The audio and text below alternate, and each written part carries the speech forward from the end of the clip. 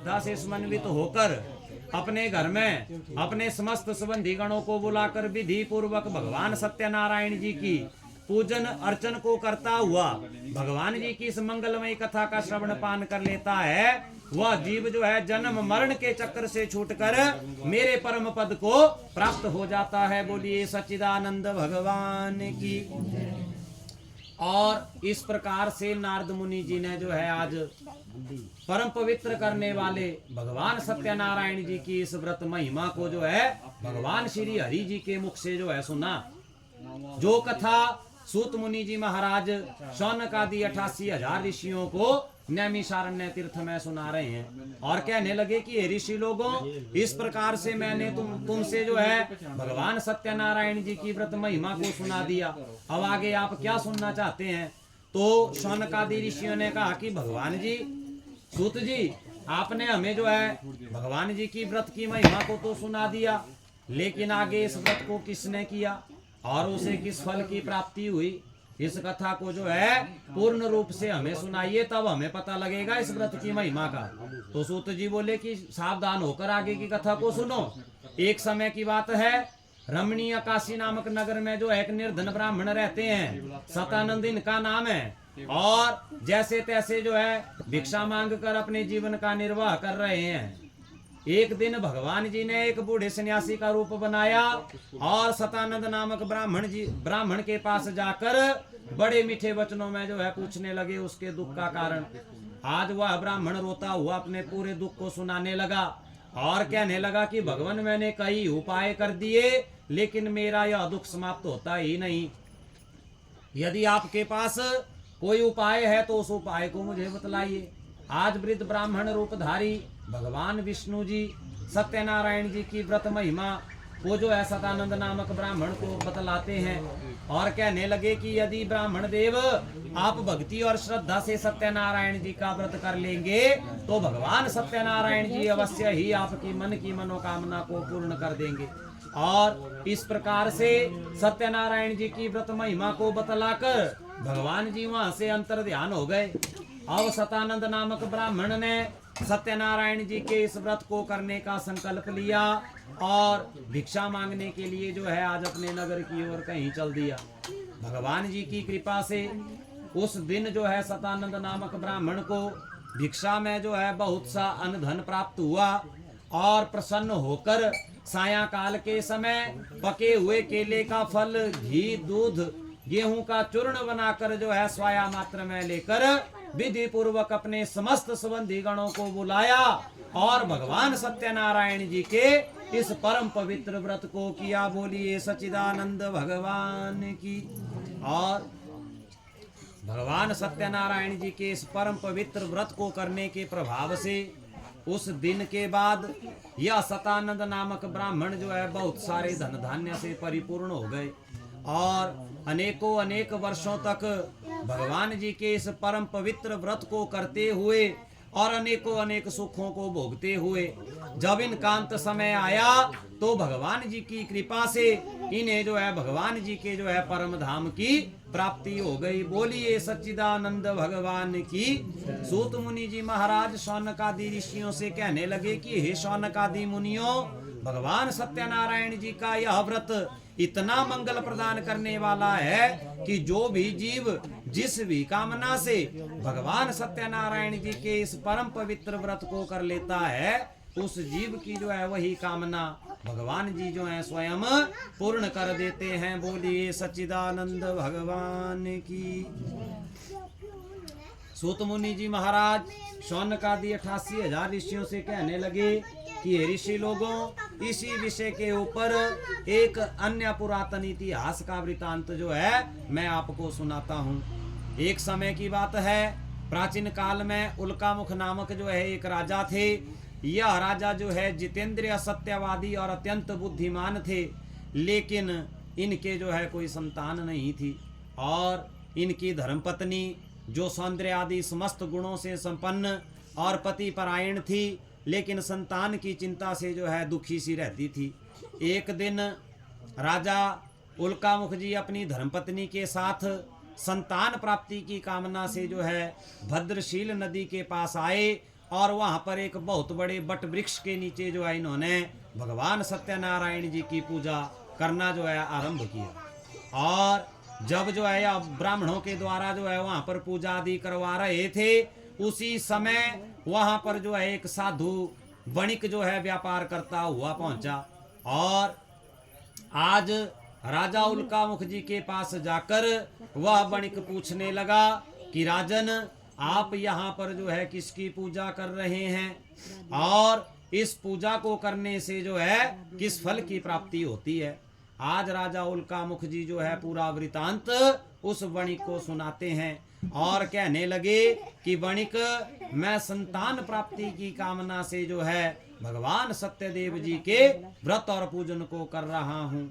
जब उस वणिक ने ऐसे वचन जो है राजा के मुख से सुने तो राजा से अनुनय विनय करने लगे कि राजन, आप सत्यनारायण जी के इस व्रत की महिमा को कृपा करके मुझे भी बतलाइए, क्योंकि मेरे भी कोई संतान नहीं है और शायद भगवान सत्यदेव जी के इस परम पवित्र व्रत को करने से मुझे भी संतान की प्राप्ति हो जाए। आज राजा उल्कामुख जी सत्यनारायण जी के इस व्रत महिमा को जो है उस वणिक को बतला देते हैं और वह वणिक जो है आज व्यापार से निवृत्त होकर अपने घर में जो है जब पहुंचा तो लीलावती नाम की इनकी पत्नी है। आज इन्होंने अपनी पत्नी से सतती प्रदान करने वाले भगवान सत्यनारायण जी के परम पवित्र व्रत की महिमा को सुनाया और ऐसा संकल्प ग्रहण किया कि जब भगवान सत्यनारायण जी की कृपा से हमें जो है संतान की प्राप्ति हो जाएगी तो हम जो है भगवान सत्यनारायण जी के इस व्रत को अवश्यमेव करेंगे। और ऐसा संकल्प लेकर यह वणिक जो है पुनः अपने व्यापार कार्य में व्यस्त हो गया। बहुत समय बीत जाने के बाद भगवान सत्यनारायण जी की इस वणिक के ऊपर कृपा हुई और जो वणिक की जो है पत्नी थी लीलावती, आज वे गर्भवती हो गई और समय अनुकूल जो है इस वणिक के घर में एक सुंदर कन्या का जन्म हो गया। बोलिए सच्चिदानंद भगवान की। भगवान जी की कृपा से एक सुंदर कन्या का जो है इस वणिक के घर में जो है जन्म हुआ। आज ब्राह्मणों को बुलाया गया, कन्या का नामकरण करवाया गया और उस कन्या का कलावती नाम रखा गया। आज जो है लीलावती बड़े मधुर वचनों में अपने स्वामी से सत्यनारायण जी के व्रत को करने का आग्रह करने लगी तो आज उस वणिक ने अपनी पत्नी को झूठा आश्वासन देते हुए जो है कहा कि अब जो है बेटी तो हो गई है, संतान तो हो गई है, तो ऐसा है कि संतान के विवाह के समय, पुत्री के विवाह के समय करेंगे अब भगवान सत्यनारायण जी के व्रत को। और ऐसा झूठा आश्वासन अपनी पत्नी को देकर वह वणिक पुनः अपने व्यापार कार्य में व्यस्त हो गया। बहुत समय बीत जाने के बाद एक दिन जब वह वणिक जो है व्यापार से निवृत्त होकर जो है अपने घर की ओर जो है आज आ रहा था तो आज उसने क्या देखा कि मेरी बेटी जो है वो बड़ी होने जा रही है, विवाह योग्य होने जा रही है। तो आज क्या किया, अपने सभी सुबंधी गणों से मंत्रणा आदि की और कहा कि मेरी कन्या के लिए श्रेष्ठ वर का जो है आवेशण करो। और वे सुबंधी गण कांचन नामक नगर में गए और वहां से जो है एक वणिक के पुत्र को सौंदर्य आदि समस्त गुणों से जो है संपन्न जानकर उस वणिक के पास ले आए। और आज उस वणिक ने संतुष्ट चित्त होकर विधि पूर्वक जो है अपनी पुत्री का कन्यादान उस वणिक के हाथ में कर दिया। बोलिए सच्चिदानंद भगवान की। दुर्भाग्यवश जो है वह वणिक भगवान सत्यनारायण जी के इस व्रत को करना भूल गया, जिसके कारण भगवान सत्यनारायण जी उस वणिक के ऊपर रुष्ट हो गए कि मेरी पूजा से बार बार उदासीन हो रहा है। वणिक, मैं जो है तुम्हें श्राप देता हूं कि अब जो है तुम्हारे जीवन में दारुण दुख की तुम्हें प्राप्ति होगी। और कुछ समय बीत जाने के बाद आज जब वह वणिक अपने दामाद के साथ व्यापार करने के लिए अपने घर से चला और दोनों वणिक जो है व्यापार करते हुए राजा चंद्रकेतु जी के राज्य में पहुंचे और वहां पर खूब व्यापार किया, खूब धन कमाया और रात्रि के समय जो है समुद्र समीप अपना शिविर आदि लगाकर वहां पर विश्राम करने लगे। उसी समय सत्यनारायण जी की माया का ऐसा प्रभाव हुआ कि राजा चंद्रकेतु के राज्य से दो चोर जो है धन चुरा कर भागे, और जहां पर वणिक पुत्रों का शिविर लगा हुआ था आज वे चोर वहां पहुंच गए। उन चोरों ने अपने पीछे आए हुए राजा के सैनिकों के डर से वे सारा धन उन वणिकों के शिविर में रख दिया और स्वयं जो है वहां से भाग गए। बोलिए सच्चिदानंद भगवान की। अब जब राजा चंद्रकेतु के सैनिक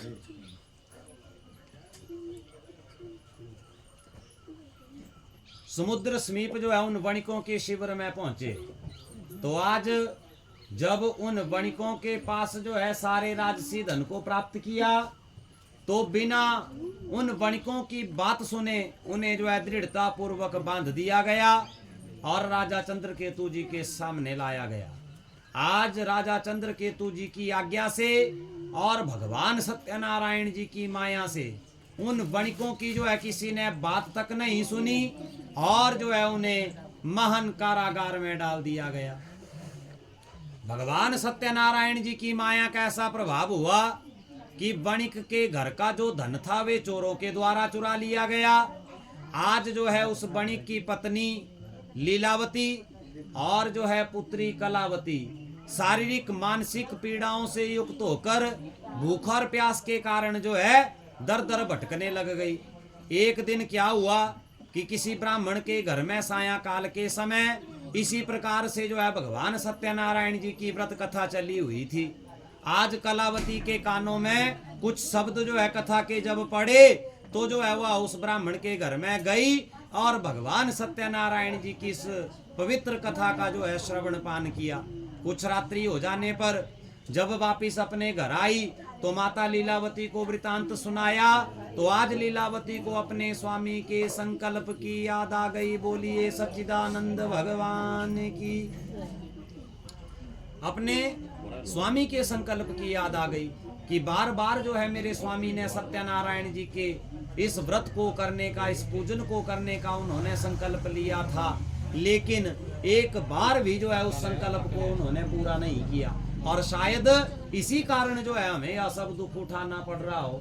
मैं अवश्य ही भगवान सत्यदेव जी की पूजा करूंगी और ऐसे मन के संकल्प को पूर्ण करने के लिए आज उस वणिक की पत्नी ने अपने घर में अपने समस्त संबंधी गणों को बुलाया और विधि पूर्वक जो है भगवान सत्यनारायण जी के इस व्रत को किया। बोलिए सच्चिदानंद भगवान की। और आज जो है भगवान सत्यनारायण जी उस वणिक की पत्नी के ऊपर जो है प्रसन्न हो गए और आज उन्हें जो है दर्शन देते हुए कहने लगे कि मैं तुम्हारी पूजा से अति प्रसन्न हूँ, जो भी तुम मुझसे वर प्राप्त करना चाहो वर प्राप्त कर सकती हो। आज वह वणिक की पत्नी कहने लगी कि भगवान मुझे और कुछ नहीं चाहिए, कृपा करके आप मेरे पतिदेव और जामाद जी के अपराधों को क्षमा कर दीजिए। आपकी कृपा से वे दोनों जो हैं शीघ्र ही अब घर आ जाएं, बस ऐसी कृपा कर दीजिए।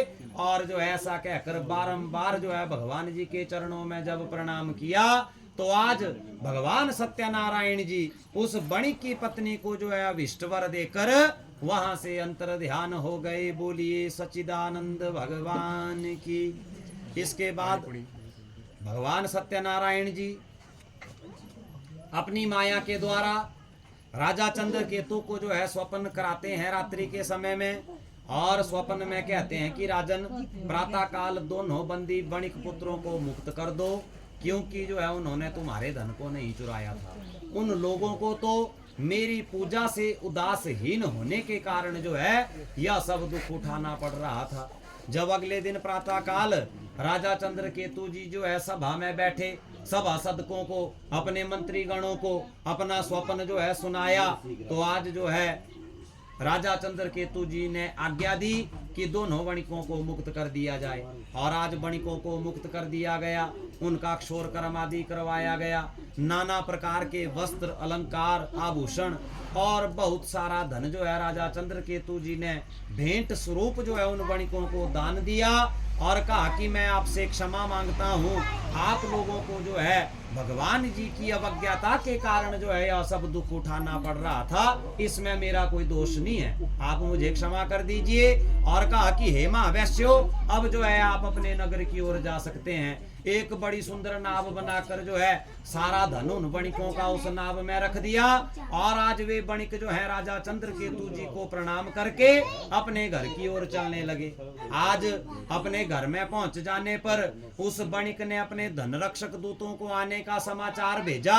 आज वे दूत बणिक के घर में पहुंचे और बणिक की पत्नी से कहने लगे कि सेठ जी और दामाद जी आज जो है व्यापार से निवृत्त होकर नगर में पहुंचने वाले हैं।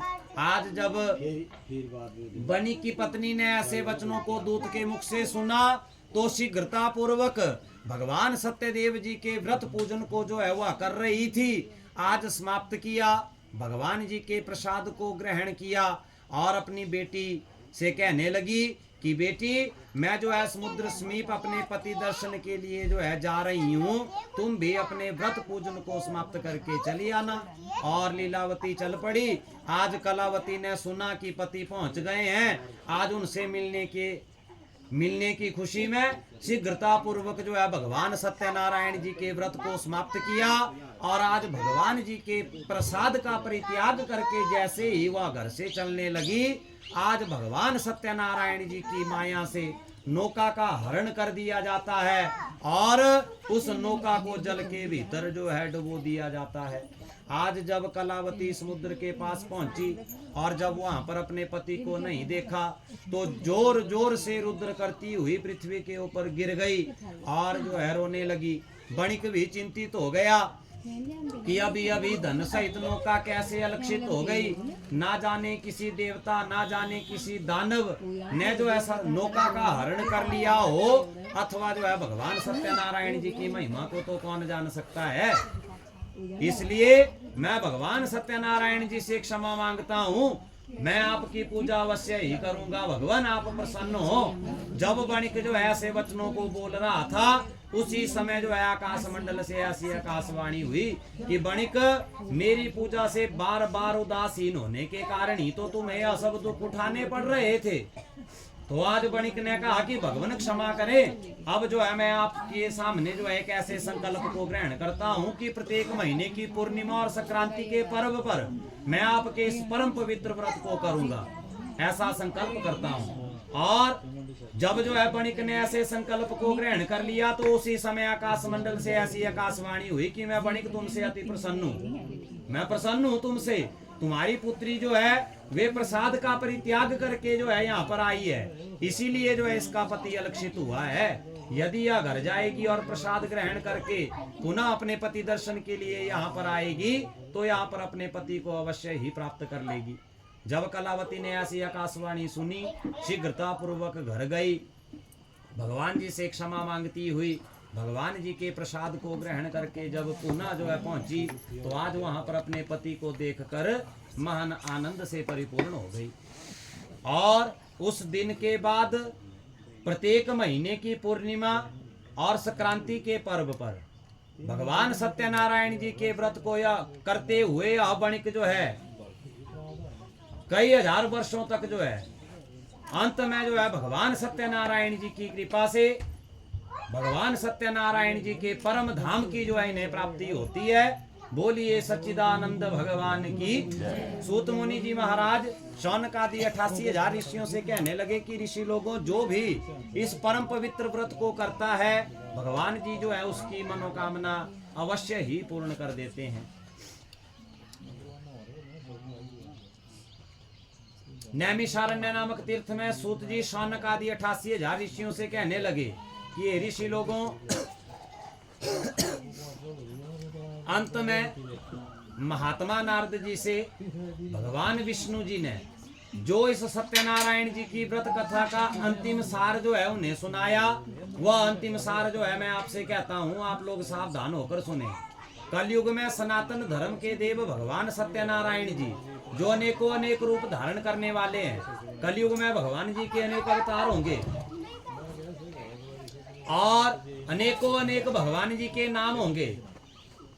विविध प्रकार के नामों को जो है धारण करते हुए भगवान जी जो है इस सत्य को धारण करने वाले हैं। कलयुग में जो भी कलयुग के जीव हैं वे अपनी मुक्ति के लिए कोई ज्यादा बड़ा यजन नहीं कर सकते।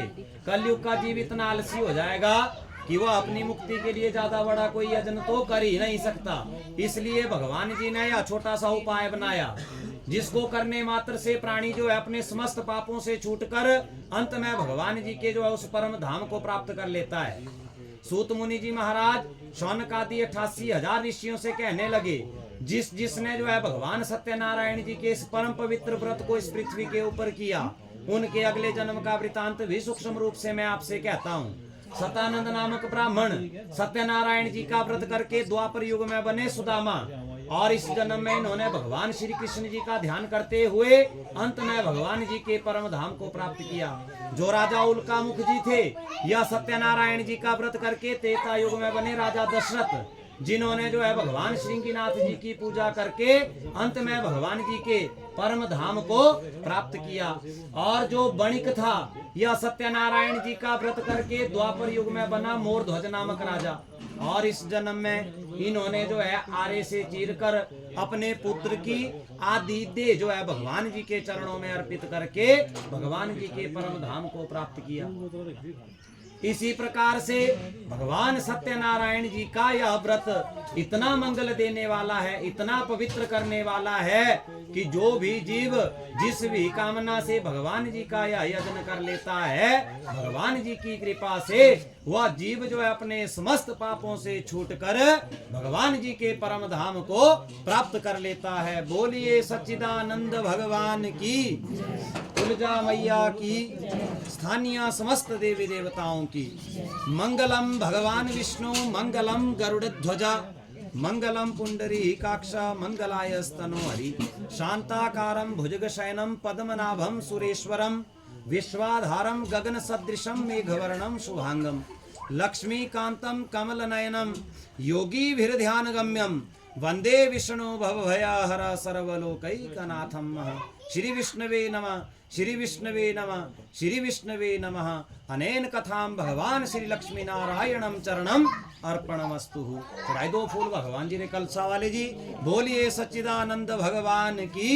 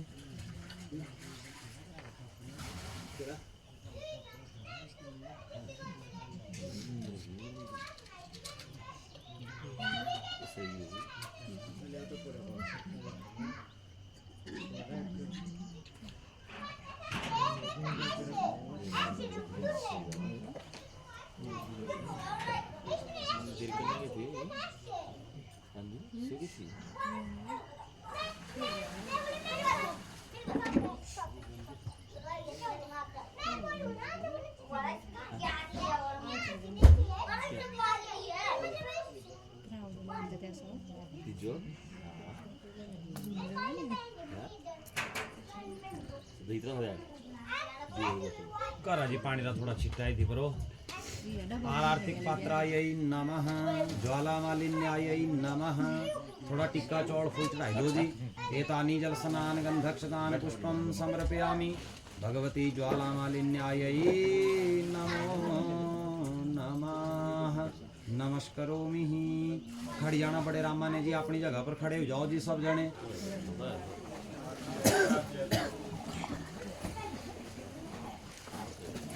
मोर छुरे लो जी, तुसे पकड़ी लो आरती जी, बड़े मजे ने करो आरती जी, है ना। ए पकड़ लो जी। ओम चंद्रमा मनसो जात चक्षुः सूर्यो अजायत श्रोत्राद्वायुश्च प्राणश्च